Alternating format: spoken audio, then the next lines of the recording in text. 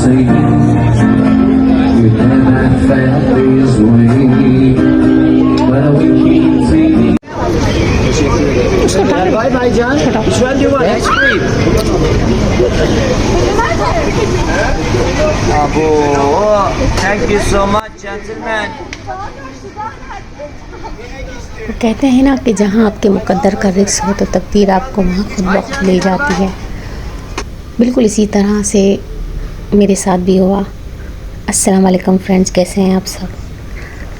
हम लोगों का तुर्की का प्लान बना, हस्बैंड का था, मेरा तो नहीं था। फिर उनका वीज़ा लगा और वो बड़े खुश थे। फिर उन्होंने घर आके मुझसे कहा कि तुम भी साथ चलोगी। मैंने कहा क्यों नहीं। मैं की और पूछ में मैंने सोचा कि दिल की क्या कह सकते हैं, दिल की ख्वाहिशात कभी रुकती नहीं है। मैंने सोचा कि चले मैं भी चली जाती हूँ उनके साथ। उसके बाद हम लोगों ने डॉक्यूमेंट्स रेडी किए और अपना वीज़ा लगवाने के लिए दे दिया। उसके बाद हम लोगों ने फिर शॉपिंग स्टार्ट की। शॉपिंग स्टार्ट करने के बाद कभी समझ नहीं आ रहा था वहाँ पे क्या ड्रेसेस करें क्या ना करें। एक तो मुस्लिम कंट्री भी है, ऐसे तो मैंने सऊदीया में हमेशा देखा है कि वहाँ पे अबाया पहनी होती है लेडीज़, लेकिन वहाँ पहुँचने के बाद बिल्कुल बरस वहाँ की ड्रेसिंग तो बिल्कुल ही चेंज है। सब वेस्टर्न ड्रेसेस में थे। बहुत कम ऐसी लेडीज़ नज़र आती थी जिनके सर पर स्कार्फ होता था। खैर फिर हम लोगों ने तैयारी की, बहुत सारी शॉपिंग की और कुछ खाने भी पैक करवाए हम लोगों ने।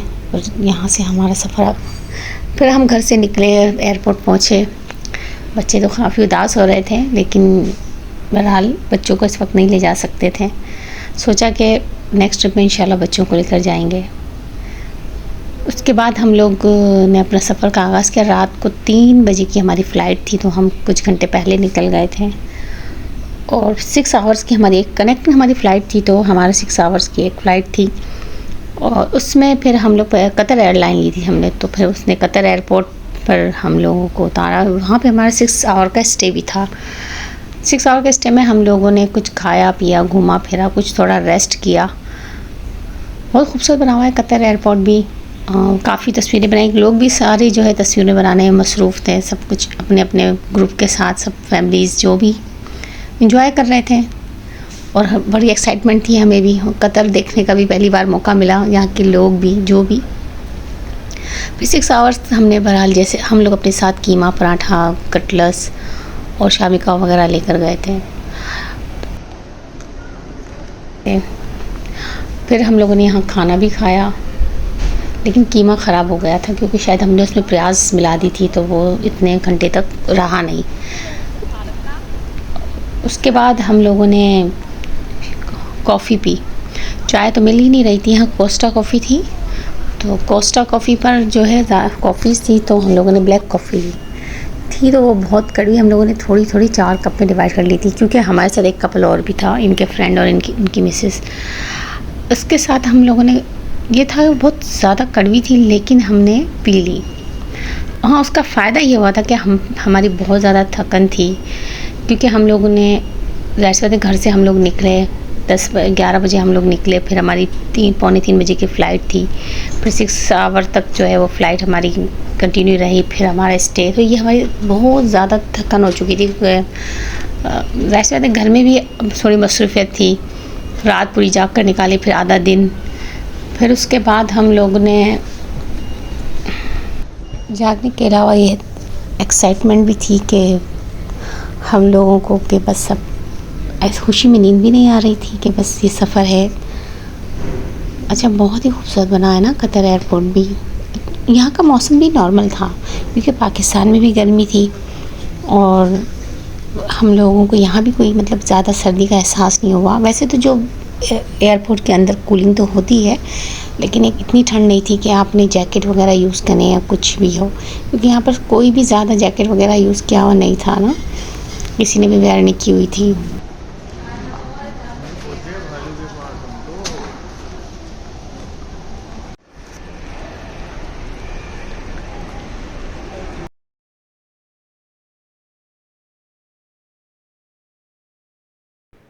ये आइकॉन है कतर एयरपोर्ट का।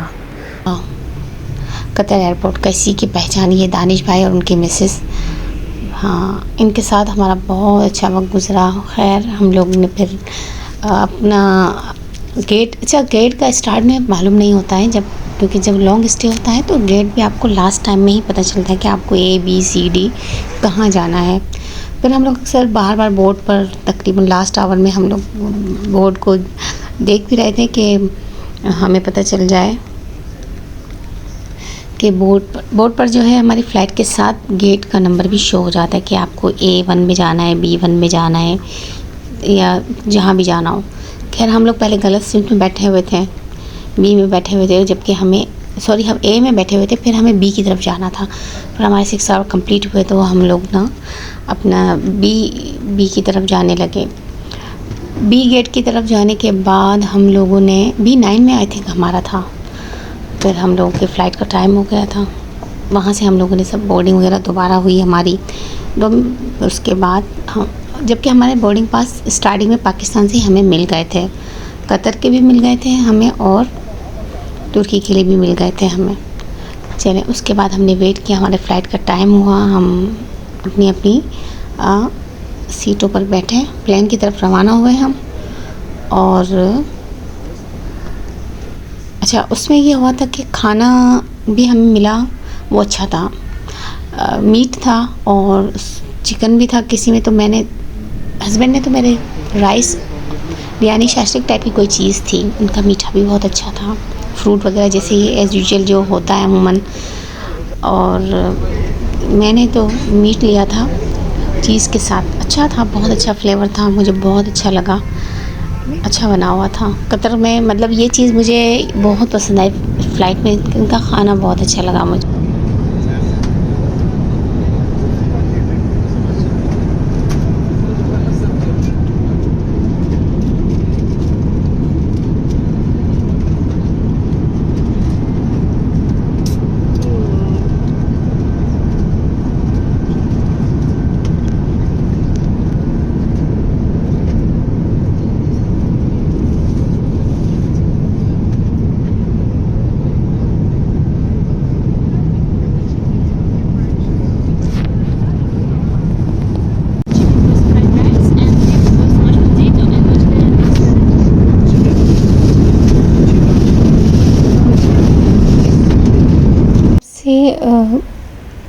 एयरहोस्टेस आती हैं जब खाना लेकर, तो वो आपसे पूछती हैं vegetarian, non vegetarian, chicken, meat, ये सब आपसे पूछती हैं कि आपको क्या चाहिए।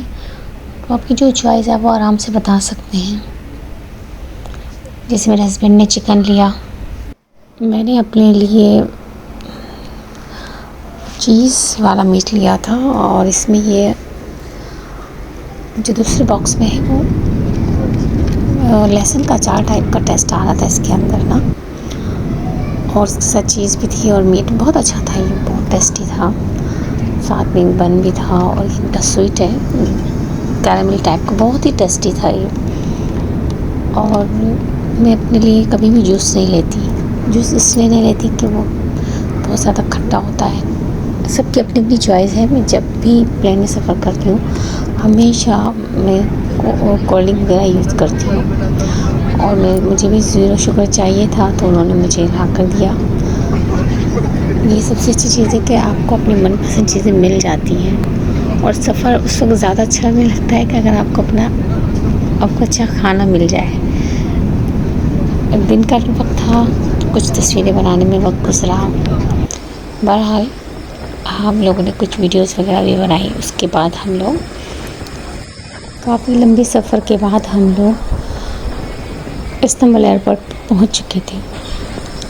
फिर यहाँ से हम लोग प्लेन से उतरे, फिर हम लोग बसों में बैठे। यहाँ बसेस वगैरह हम कुछ लोग खड़े होकर जा रहे थे, जो पहले अंदर चले गए थे वो बैठकर ट्रैवल कर रहे थे। फिर उन्होंने हमें एक और जगह पर उतारा। उसके बाद फिर हम लोग वहाँ से अपना बैगेज के लिए गए। किसी भी एयरपोर्ट पर मैंने देखा है हमेशा कि बहुत लंबा चलना पड़ता है, आप चलते जाएं। फिर बहरहाल हम लोग इमिग्रेशन तक पहुँचे। उन्होंने काफ़ी जगह हमें आगे कर दिया, तो एक जगह से दूसरी जगह से तीसरी, मतलब पता नहीं कौन से हिस्से में। काफ़ी बड़ा एयरपोर्ट है इस्तांबुल एयरपोर्ट। फिर जाकर हम लोग ने अपना इमिग्रेशन करवाया और उसके बाद अच्छा, हम समझ रहे थे कि हम लोगों से कुछ क्वेश्चंस भी होंगे, लेकिन ऐसा नहीं हुआ।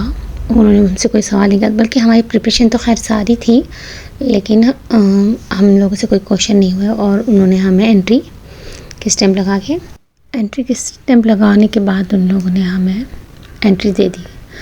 हम खुश भी थे कि कोई क्वेश्चन नहीं हुआ। हाँ, अलबत्ता उन लोगों ने हमारी बैग्स के अंदर जितने भी परफ्यूम्स थे और जो पानी की बोतल्स थी या कोल्ड ड्रिंक्स वगैरह थी, वो सब निकाल ली थी। वो तो कतर एयरपोर्ट पे भी निकाल ली थी, फिर वहाँ से अगर हमने जो ली थी वो भी इन लोगों ने निकाल ली थी। ये हर एयरपोर्ट पर है कि आपको लिक्विड कोई भी चीज़ ले जाने नहीं देते हैं, वो अलाउ नहीं करते हैं। अच्छा, यहाँ पहुँचने के बाद हम लोगों को किस तरह से हमने गाड़ी बुक की और उसके बाद कितना लॉन्ग हमारा ट्रैवल था होटल तक पहुंचने के लिए, ये सब आपको मैं नेक्स्ट व्लॉग में बताऊंगी। और किस तरह हमने बुकिंग की थी जो भी, और तुर्की में हमारा क्या एक्सपीरियंस रहा, क्या चीज़ हमें बहुत अच्छी लगी, कैसा लगा, ये मैं सब आप लोगों से नेक्स्ट व्लॉग में शेयर करूँगी इंशाल्लाह।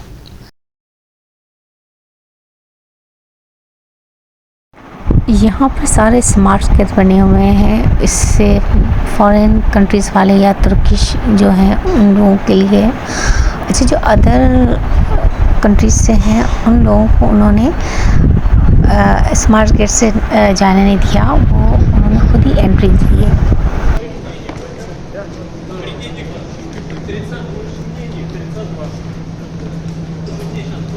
अगर आपको ब्लॉग अच्छा लगा हो तो प्लीज़ लाइक, शेयर, कमेंट्स करना ना भूलिएगा। फ़ी अमान अल्लाह।